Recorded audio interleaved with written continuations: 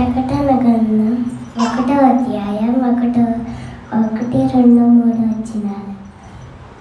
యేసుక్రీస్తు తన దాసులకు కనపరచుటకు దేవుడు ఆయనకు అనుగ్రహించిన ప్రత్యక్షత.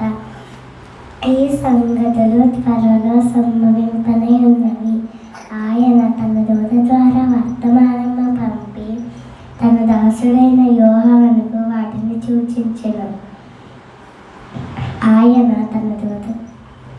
అతడు దేవుని వాక్యమును గూర్చి యేసుక్రీస్తు సాక్ష్యమును గూర్చి తను చూచినంత మటుకు సాక్ష్యం ఇచ్చెను. సమయం సమీపించినది కనుక ఈ ప్రవచన వాక్యములను చదువువారును వాటిని విని ఇందులో రాయబడిన సంగతులను గైకొను వారును ధన్యులు.